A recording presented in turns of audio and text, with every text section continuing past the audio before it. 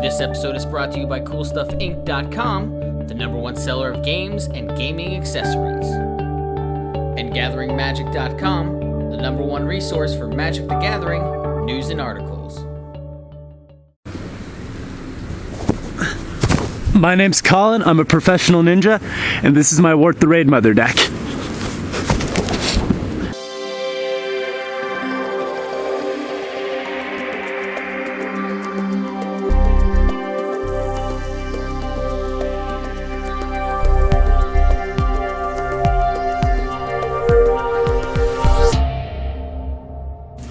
Alright, so this is my Wort the Raidmother deck, as you can see. Got my cube in the background. I've got my band's flyer. We're playing a show pretty soon, Train to Brooklyn. So these guys are here, you can check them out. So we've got Wort, and we've got our tokens, because I like to keep things fresh.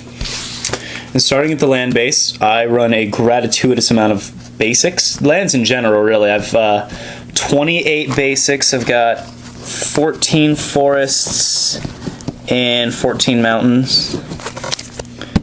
I got Valakut. It works really well when you have 14, because essentially you just get to Lightning Bolt 9 times, which is really good. You can pretty much kill someone outright with Valakut. And then you've got Terrain Generator. It's really good. Opponent ends turn, I'm going to pop in one of my basic lands. It's good to play first turn or second turn even. You can just have 4 lands in turn 5. You know, whatever, no big deal. Reliquary Tower, I draw a surprising amount of cards in this deck considering it's red-green only. This glare is really terrible. I'm sorry, guys. But yeah, Reliquary Tower, it's good. Ancient Tomb and Temple of the False God, good targets for Garruk Wildspeaker. He, you know, the 2 damage from the Tomb really isn't that big of a deal. I can bring out Temple as early as turn 3 and have it active. So, you know, life is good with these cards. Boseiju, who shelters all, keep my stuff, my big important spells uncounterable. I like to conspire a lot with my good Raidmother, so all my essential spells that I want getting off, I don't want countered. So, you know, 2 life again, not a big deal. I'll live. And really good card, too. Alright, now we get into the dual land package. We've got Gruul Turf. It's pretty alright. Bouncing lands isn't that big of a deal. It's recurable with Valakut. Let's play more mountains. Yeah! Shivan Oasis. My play group is kind of budget. We don't have a lot of money to spend on magic cards. So this is a moderately good land, I suppose. It's, you know, a fine turn 1 or 2 and 2 play. And it's really just kind of holding for stomping ground right now, but it's not terrible. Kazandu Refuge gained me a life that I lose from Boseijuing or Ancient Tombing, and it's not a bad dual land. Copperline Gorge, you know, dual land. Raging Ravine, Manland! Kill your opponent with my land sally! Ha ha ha! Rootbound Crag, it's pretty active most of the time, you know, because a surprising portion, like 7/10 of my land base is basics. Alright, so we move into ramp creatures, things that help out. We've got Simian Spirit Guide to start. He's really good because I can go turn 1 land, Simian Spirit Guide, you know, Vexing Shusher, and then it's just like, wow, big game, you're mono blue. Yeah, that's cute. I think I'll just win now. Farseek, better than Rampant Growth? Maybe. It does get me Stomping Ground. I like it. And at most times it's just going to be Rampant Growth anyway, so I don't mind it.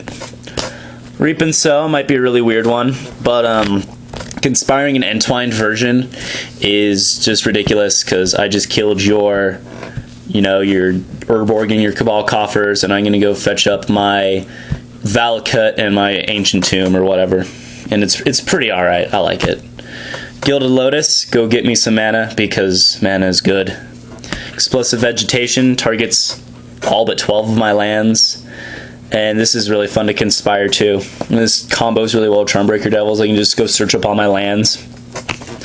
Recross the Paths is it's an interesting card. I play a lot of big creatures because I ramp a lot, so I usually win clashes if there aren't lands on top. I play 40 lands, so lands end up on top sometimes, but this is really cool because I can pay 3, get my temple, use the temple to use this again. So it's like explosive vegetation, but the lands come in untapped and it's any land, so it's really good. Harrow is the fastest spell in the deck, and by that I mean I can play this on turn 2 and then play Avenger of Zendikar on turn 3. Playing Avenger of Zendikar obviously isn't a good move on turn 3, but I can do it. Journeyer's Kite. It gets me lands when I need lands, which is always. Bear Umbra. I run Ancient Hellkite, so there's infinite combo, infinite attack phases, because Sword of Feast and Famine is too much money for me. But I like it. It untaps all my lands and it gives my guy an extra life. Azusa Lost But Seeking makes the deck really fast. I once went like turn 1, land Llanowar, turn 2, land Azusa, land Rampant Growth, turn 3, Wort, Conspire something. Oh, it was just absolutely horrible for my opponents. Birds of Paradise. Fun Green Sun Zenith target, goes and fetches me lands. Joraga's Treespeaker, potentially a better Green Sun Zenith target, because it's just faster than birds. I like it better than Llanowar Elves. Oracle of Mul Daya used to be Primeval Titan, and I'm crying every time I draw this card because it's not my Primeval Titan anymore. But it's an alright placeholder. I can play a lot of lands with him, so it's not bad. Sakura-Tribe Elder, land. Land is important. Solemn Simulacrum goes and gets me more lands and then draws me a card, which is important. Garruk Wildspeaker usually is untapping my lands. Occasionally he'll make a beast, and then when it gets down to it, I'll just overrun and kill people straight out.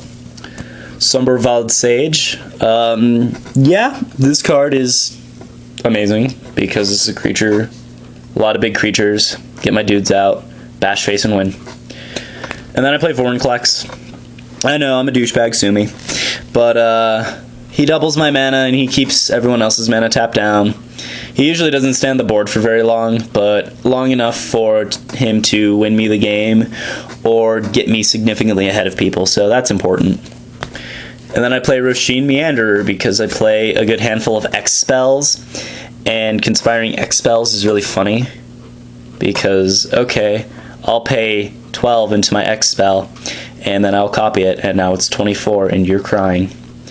So that's always fun. And then speaking of X spells, we start off with Titan's Revenge. It's Fireball, but better. So, yeah. Rolling Thunder is like Fireball, but better. Weird, it's like an ongoing theme. This is a really good card, though. Gelatinous Genesis, making, let's see, I paid, with Vorinclex out, I've made 13 13-13s conspired to 26 13-13s. So this card gets pretty ridiculous pretty quick. Goblin Offensive. This card is, it may seem kind of like janky, but when you're giving your red X spells conspiring ammo for really cheap, that's really good. Plus chumping up the blockers is really good too. So it's a good card. Genesis Wave is essentially my win condition. I'm Genesis Waving usually for 15 or 16 with Conspire. So I'm flipping half my deck over and then I win, because what are you going to do about it? I've got half my deck on the field and you have nothing. Green Sun Zenith goes and gets me my Mana Dorks early game, goes and gets me my Crater Hoof Behemoth late game. A Russian Worm Calling, I believe is what the card is. It's X and a green, has buyback, 2 green. I put an XX green worm token into play. It's a sorcery. It's essentially like pay 4X, get a big worm, which is good because it's like it's reusable and it gets me a ever-growing worm, and you know, Conspire ammo, all that. And then we've got Bonfire, because I'm a budget player, right? Have money to spend on $35 bonfires. This is the best fireball because it kills everything twice, and I love it. And then I've got Devil's Play, which is like a fireball. It's like the second best fireball, and then probably like Titan's Revenge after that. But I've done like, I did like 36 with this, and then I flashed it back. I killed an entire table with Devil's Play. It's a win condition in itself. Then I've got a cheaper burn spell. I've got Flame Javelin. It's pretty alright. I like it. This is the end of the X spells too. This is the end with the Devil's Play. But now we're just getting into spells that are fun to conspire. Flame Javelin just kind of kills face. It can wipe off some really good utility creatures, and yeah, that's about it. Worldly Tutor, it goes and fetches me creatures that are pertinent to my, which is nice. Into the Maw of Hell, I have it more in here for the creature removal than the land destruction, but sometimes the land destruction is alright. The reason I don't really use it for land destruction is because I have Plow Under, and I would rather set you back 4 or 6 turns than just put it in your graveyard. This card is pretty funny. I've sent someone from turn 7 to turn 1 with this card, and it's pretty fun to watch them just kind of squander and do nothing. Soul's Majesty, I draw all my cards from Soul's Majesty because I'll target like, oh, I don't know, like something big and unfun, and I'll draw 80 cards, and I'll have Reliquary Tower, and I'll just chill there, and I'll be like, what are you going to do about it? And people are like, my Ocean of Night's Reach, and I'm like, no. But yeah, Soul's Majesty is a great card draw. And then into my more quote-unquote removal, I have Relic Crush because 2 is better than 1. I have Tribute to the Wild because it targets each opponent, so I can get rid of 3 Soul Rings versus 1, because why would you play this not on turn 2 when everyone has a Soul Ring? Yeah, I don't own a Soul Ring for this deck. I don't know why. I'll get one eventually. But let's kill everyone else's in the meantime. Then I have Shattering Spree. Sharoom, the Hegemon, or Hegemon, however you want to pronounce it, is a popular general in my meta, so I like to keep things shattered. It's a nice card. Rivals Duel is pretty awesome. It's cheaper than Blood Feud and does practically the same thing because creature types don't really ever matter. I can pair your guy up against your guy and kill both of them. I can pair my big guy up against your guy and he'll die. I can do a lot with this card. And Conspired, it's only better because I can target your one big dude and have 2 of your littler dudes to kill him. I just killed 3 of your creatures with 1 spell, essentially. It's pretty good. Beast Within usually kills creatures. I've killed lands with it sometimes. I was playing a Crush deck, and my friend played his 1 forest, and I was like, Beast Within, you have no forests. That was a pretty funny game. But, you know, usually it's for creatures. The 3/3 token doesn't matter. 3/3s don't really stand up to anything in this deck. And we have some cards to keep Wort and Friends safe. I have Vexing Shusher, make all my red and green spells uncounterable, which is a very good portion of this deck. Lightning Greaves, suit her up with the boots of running really fast. Keep her safe. And then I've got some like utility stuff, I guess, like Lurking Predators. This is a great card. Every time an opponent casts a spell, I can just flip the top card of my library, and if it's a creature, I can just drop it in. And if it's not a creature, I may put it on the bottom. So if I'm like, if I need a draw spell or I need a land, and I've got this out, I can just like Fate Seal myself and see what's up.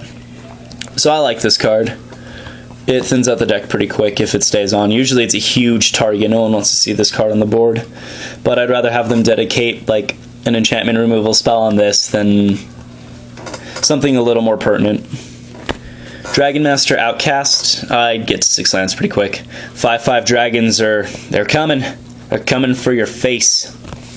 Scoop Mob, if I can get to 6 lands pretty easily, 5 lands comes even easier. So Scoop Mob gets it done. Everyone hates this card. They see it on turn 1, and they'll easily waste a Doomblade or Diabolic Edict on it. And it makes me laugh because this card is just not that great. It's just a vanilla big dude. You can keep up with it. It's okay. I don't run any Proliferate. I have Curse of Bloodletting because this card is so much fun. I keep dropping cards. This card is hilarious. I like this better than Rage Reflection because Rage Reflection, as good as it is, It's a little costlier. It's not really that big of a deal. I probably could run both and be fine. I don't know, I just like this card. And now we get into my big creatures that I like to Genesis Wave into. And these cards win me the game. First is Soul the Harvest, because he draws me cards from all the things you see here. That's another reason why I need Reliquary Towers, because this guy will draw me 18, 19 cards off one Genesis Wave, which is pretty awesome. Urbrask the Hidden gives all my creatures haste, so I can win the same turn I play. Genesis Wave and win. That's a pretty good card. Hellkite Charger, he wins. He makes me have infinite attack phases with all of my dorks. It's pretty nice. He has haste himself, so even if I don't hit an Urbrask in my Genesis Waving, I can hit him, I hit Barumbra, and I can just swing 7 in the air every turn. And by that I mean once, and then go infinite. But Borgamos makes all my dudes bigger, and he has trample, and he's a good dude, and he's a big dude, and big dudes win games, because you got a derp swing to win. That's how you win at Magic. Derp swing. Balefire Dragon. I like dragons. I like Balefire Dragon. This guy is a board wipe in himself. I get him really big with like Craterhoof Behemoth or like Barumbra. Swinging 8 and then dealing 8 damage to every creature will pretty much kill everything in the format unless it's indestructible or named Kozilek. So this is pretty good.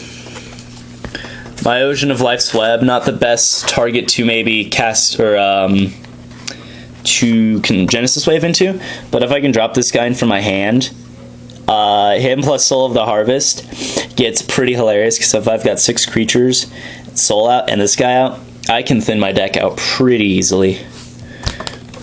Oh no, I dropped him.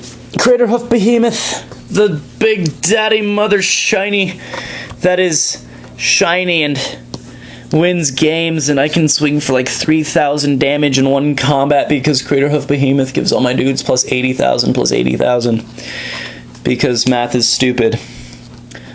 Yeah, he's a game. He's a finisher. He wins. Winning is good. Deuce of Calamity. I used to have this guy in my cube, but I was like, he's a red-green, a 6/6 trampler that is easily castable. I can get him out on turn 3. And then he kills lands too, which sometimes is important. And he tramples. So, you know, fun stuff. Avenger of Zendikar is probably my favorite Genesis Wave hit ever, because by that time I've got 20 mana out anyway. So I'll make 20 plants, and then I'll hit 5 or 6 lands, or even more depending on how many lands I actually have out. And I'll just get like so many big tokens. I've had 10, like 7 8s just sitting out from a Genesis Wave. This guy leads to some fast games. Primordial Hydra is not the best Genesis Wave target, but he draws me cards, and I can drop him in on like turn 3 as a 1/1, and well, I guess he'd be like a 3/3 probably on turn 3. But you know, you leave him alone for 2 turns, and suddenly you've got a very big problem on your hand. And you know, he's good. He dedicates a kill spell, so you could call him fodder. I call him hot pasta. Panglacial Worm, it's alright. I search my library quite often, so it's not like he's a bad card in the deck. He's a 9/5 Trampler for 7 that I can go get while I green Sun Zenith for something else. Not a big deal. Charmbreaker Devils is awesome, because if the inevitability I don't win off a Genesis Wave, I can pick it out of my graveyard. Plus, I can pick all the stuff, all my instants and sorceries that I did Genesis Wave into my graveyard, back to my hand. And if I get them out early game, I can just reuse the same land fetch spell, some ramp. I've got an Explosive Vegetation. I played it like 8 times because I had this guy. And it was pretty swag, actually. I won that game pretty red-handedly. Dragon Tyrant. This guy will wreck face. Double strike is huge, so he's already a 12/12 with trample. Paying the 4 red can sometimes be kind of a hassle, because then you can't fire breathe him. but he has no problem swinging for like 26. And even if you fire breathe him once, you're essentially just giving him +2/+0 versus +1/+0. So even doing it once or twice, you're still swinging for 14 or 16. It's just ridiculous. And then the last card I run is Fires of Yavimaya.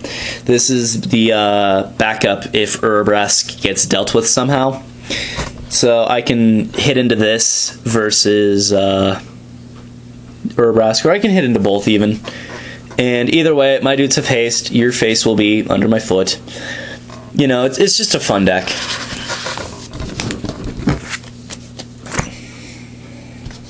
These are thumbs. This is a thumbs up.